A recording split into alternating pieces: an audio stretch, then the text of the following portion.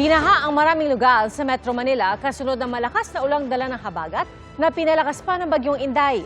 Sa Quezon City, isang pickup ang nabagsakan ng malaking puno sa kasagsagan ng malakas na ulan. At saksi live, si Jamie Santos. Jamie? Pia, maliban sa Zambales, Bataan, Cavite at ilang bayan nga sa Batangas na naka-orange rainfall warning base yan sa 8 p.m. advisory ng Pag-asa, manaka-naka sa mahina at malakas na pag-ulan na lang ang mararanasan ngayong gabi sa malaking bahagi ng Luzon at ilang bahagi ng Visayas dahil yan sa habagat na pinalakas ng bagyong Inday. Halos mag-zero visibility na sa bahaging ito ng Quezon City pasado 1:00 ng hapon kanina dahil sa lakas ng ulan at hangin. Ang masamang panahon na merwisyo sa mga motorista gaya sa Cubao at Kamuning. Wala ring patid ang buhos ng ulan sa barangay Sacred Heart. Malakas din ang ulan sa Elliptical Road. Sa EDSA Santolan northbound, maraming rider ang huminto at sumilong muna sa waiting shed. Malalim ang baha sa labas ng Gate 2 ng Camp Aguinaldo, kaya usad pagong ang mga sasakyang nagsisiksikan sa flyover. Naipon din ang tubig paakyat ng EDSA Kamuning flyover southbound. Bumaha rin sa Kaliraya. Maraming batang nagtampisaw na hindi alintana ang banta ng mga sakit. Napakain po kaya lumalabas po kami. Hindi kayo natatakot na baka magkasakit, leptospirosis? Wala po akong sukat. Malamig po eh. Masaya po. O pero ano yan ha? Masama yun, ha? Titingnan lang po namin yung ilog. Kung tataas po lalo, akit na po yung mga gamit. Umapaw po yan. Baka matanggal bahay namin eh. Nakabantay din ang ilang residente sa pagbabago sa antas ng ilog. Yung 30 minutes lang po, lumalaki agad yung tubig. Umapaw hanggang dito yan, wag hindi minto. Nagmistulang ilog din dahil sa baha ang bahaging ito ng Mother Ignacia Avenue. Sa Maynila, wala ring humpay ang pag-ulan, kaya ang mga pedestrian at rider sumilong na muna sa ilalim ng flyover sa Loton. Hirap din sa pagmamaneho ang ibang motorista dahil sa low visibility sa Padre Burgos Avenue. Pati na sa Calao at Rojas Boulevard. Naipon din ang ulan sa bahagi ng intersection ng Taft Avenue at Finance Road. Gayun din sa ilang kalsada sa Santa Cruz. Bahagyaring bumagal ang trapiko sa Quiapo. Sinalubong din ng malakas na hangin at ulan ng mga motorista sa Pasay. At Parañaque. Halos hindi na makita ang pickup truck na ito matapos matakpan ng malaking punong balete na bumagsak sa Valencia Street, Barangay Del Monte, Quezon City, kasagsagan ng malakas na ulan kaninang hapon. Pero sa kabila ng laki ng punong nakadagan sa kanyang sasakyan, hindi agad iyon namalaya ng driver. Ayon sa may-ari ng pickup, inakala lang niyang ordinaryong sanga ang bumagsak dahil halos wala siyang naramdamang malakas na impact habang nasa loob ng sasakyan. Ang isip ko lang po talaga yung mga ordinaryong sanga lang po. Kasi hindi ko rin po ramdam na malakas yung pagbagsak sa kanya. Pero yung pala sa labas, malaka pala ang damage po. Kaya po pala sinisenya sa kayo? Opo, tapos kanina may live wire daw po. Kaya hindi daw po pwedeng tumakbo na lang ako basta-basta. Saka lamang niya napagtanto ang nangyari nang sinenyasan siya ng mga tao sa paligid na huminto. Pagbaba niya ng sasakyan, bumungad sa kanya ang malaking punong baleting nakadagan sa kanyang pick-up. Sa kabila ng pinsalang tinamo ng sasakyan, wala namang nasaktan. Ayon sa isang kagawad ng Barangay Del Monte, posibleng bumigay ang matandang puno matapos mababad sa magdamag na ulan at pagbaha sa lugar na lalo pang pinalakas ng malakas na hangin. Ang naging problema dito kasi itong area na to madalas binabaha. Kagabi, bumaha na naman kagabi, kaya gano'n, nababad siguro, tapos kumangin na malakas, bumagsak. Agad namang rumesponde ang Quezon City DRRMO at City Engineering Department upang putulin at alisin ang puno. Matapos ang clearing operations, naalis ang bumagsak na puno at muli nang naging passable sa mga motorista ang Valencia Street. Ayon sa Pag-asa, ang pag-ulan sa Metro Manila at iba pang bahagi ng bansa ay dulot ng southwest monsoon o habagat. Ang habagat, pinalalakas pa ng bagyong Inday na inaasahang lalabas ng Philippine Area of Responsibility bukas. Depende pa rin po ang magiging epekto sa lugar na babagsakan. For example, bumagsak yung ganong amount sa mga low-lying areas kumpara sa mga mas matataas na lugar. Then likely, yung mas mababang lugar, mas mabilis pong babahain. So magbabari ang epekto nito. Ang lakas ng hangin ng bagyong Inday mahihahalin tulad daw sa klasifikasyon ng Yolanda bilang super typhoon. Pero Hindi natin may kukumpara yung epekto dahil nga itong bagyong si Inday ay hindi naman po naglandfall sa ating bansa. Hindi man lang lalapit sa or mahagip ng sentro yung anumang bahagi ng ating bansa kumpara kay Yolanda na naglandfall at tumawid po sa ilang bahagi ng ating bansa. gayunpaman, kailangan pa ring tutukan ng mga lokal na pamahalaan ang epekto ng masamang panahon gaya ng baha, lalo na sa mababang lugar. PIA patuloy na pinapayuhan ng publiko na manatiling alerto at bandayan ang mga weather advisories ng Pag-asa at ang abiso ng kanilang lokal na pamahalaan, lalo na yung mga naninirahan sa bahaing lugar at ang mga naninirahan sa landslide prone. Live mula rito sa Quezon City, ako si Jamie Santos, ang inyong saksi. Tiniyak po ng gobyerno ang kanilang kahandaan sa epekto ng bagyong Inday at sa pinalalakas nitong habagat. Sa gitna po ng walang humpay na pag-ulan, 5 ang nasawi sa pagguho ng lupa sa Lanao del Sur. Ating saksihan.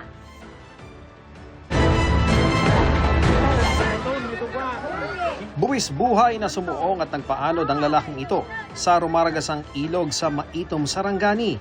Ayon sa uploader, kuya niya ang lalaking walang takot na tinawid ng ilog para balikan ang kanyang mag-inang stranded sa kabilang pampang. Wala raw kasing tulay kaya no choice kundi sumuong. Sa isa pang video, makikita ang mga batang itinatawid sa ilog gamit ang lubid na itinali ng mga rescuer.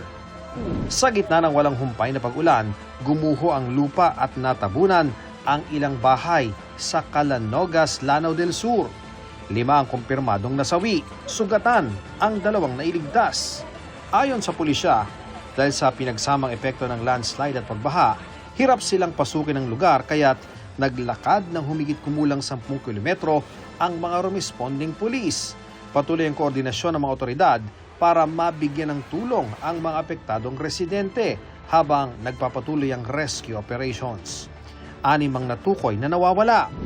Ang mga sunod-sunod na pag-ulan nagdulot din ng takot sa mga taga Jose Abad Santo sa Davao Occidental na hindi pa nakakabangon mula sa epekto ng magnitude 7.8 na lindol nitong Hunyo.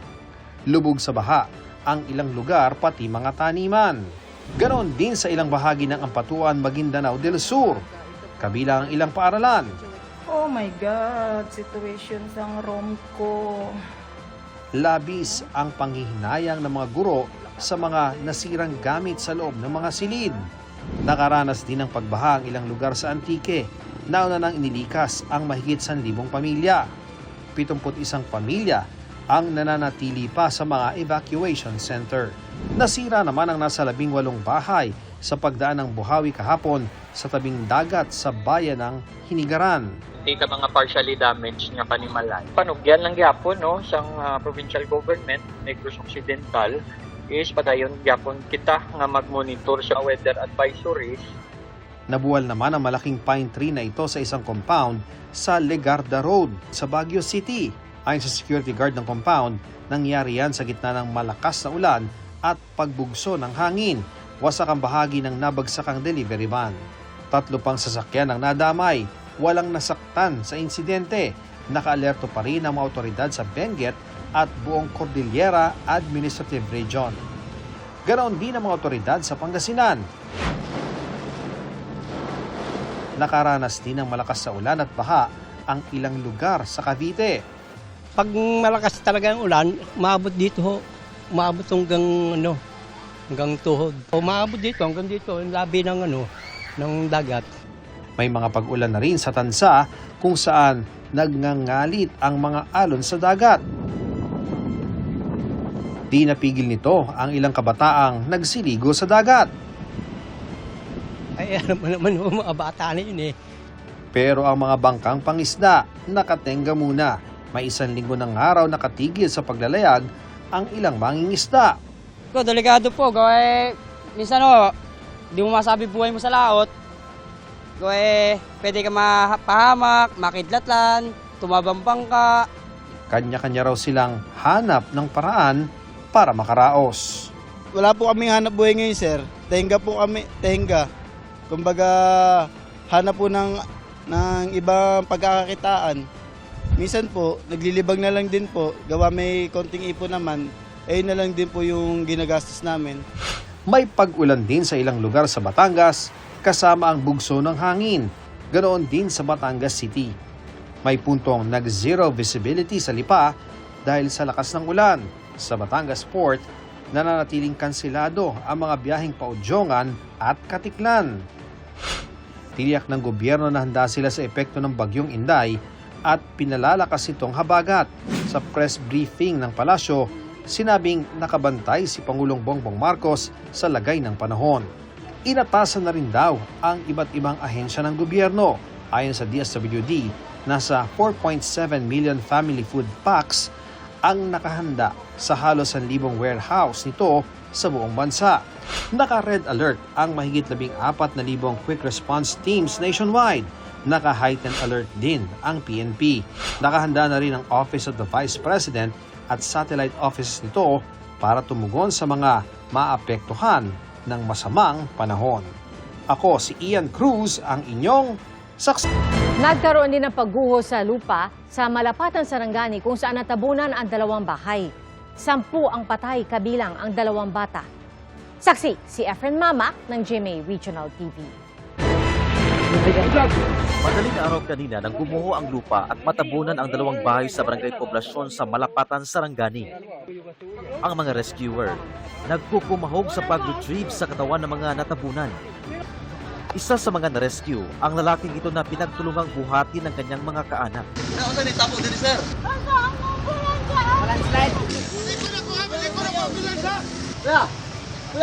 Dalawa ka balay, 2 ka pamilya. Tapos kanang pulo sila kabuok. Tapos siya lang ang nakuan, siya lang ang nabuhit. Isinugod sa ospital sa bayan ng Alabel ang lalaki.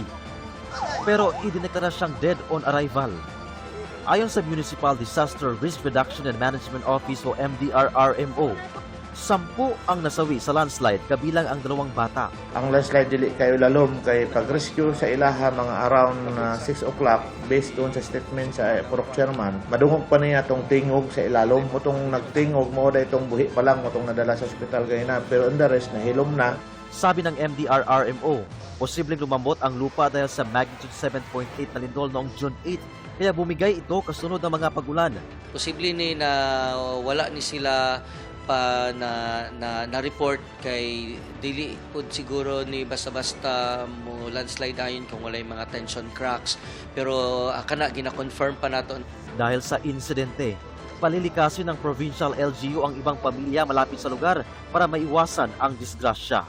Ako si Efren Mamak ng GMA Regional TV, ang inyong saksi. Magiging maulan pa rin ngayong weekend sa ilang bahagi ng bansa dahil sa bagyong Inday at habagat. Nakataas pa rin ang signal number 2 sa Batanes, silangang bahagi ng Babuyan Islands at hilagang silangang bahagi ng mainland Cagayan. Signal number 1 naman sa natitirang bahagi ng Babuyan Islands, natitirang bahagi ng mainland Cagayan, pati na sa Isabela, Apayao, hilagang bahagi ng Abra, Kalinga, silagang bahagi ng Mountain Province, silangang bahagi ng Ifugao at sa Ilocos Norte. Huling namataan ang sentro ng bagyo, 495 kilometers, silangan-hilagang-silangan ng Itbayat, Batanes. Kumikilos ito pahilaga, hilagang kanluran at inaasang lalabas ng Philippine Area of Responsibility bukas ng umaga o hapon bago nito tumbukin ang eastern coast ng mainland China. Pinalalakas pa rin ng bagyong Inday ang habagat. At dahil dito, malaking bahagi pa rin ng bansa ang makakaranas ng malakas na hangin at pag-ulan. Kaya maging maingat sa banta ng pagbaha. Nagkasunog sa isang residential area sa barangay Baritan, Malabon. 17 pamilya ang nawalan ng tirahan. Saksi si Gabriel Gonzalez. Pasado 2:00 ng madaling araw nang sumiklab ang sunog sa Samson Street, Barangay Baritan, Malabon. Ang mga residenteng nakatira sa paligid ng mga nasusunog na bahay, kanya-kanyang salba ng mga gamit. Dahil gawa sa light materials ang karamihan ng mga bahay, mabilis na kumalat ang apoy. Agad itinaas sa ikalawang alarma ang sunog. hindi bababa sa 10 truck ng bumbero ang kinailangang rumesponde. Ayon sa Bureau of Fire Protection, pahirapan ang pagkapula sa apoy dahil sa kipot ng daanan. Pansamantala munang pinatay ang kuryente sa lugar para sa kaligtasan ng mga residente. Sa ngayon, under investigation pa yung hindi pa natin ma-determine kung saan. Wala namang naiulat na nasaktan sa insidente. Pansamantala munang nanunuluyan ang mga nasunugan sa barangay hall ng Baritan. Pansamantala ngayon, doon ko sila patutuloy muna yung mga residenteng naapektuhan ng sunog. Doon muna sa taas ng barangay hall.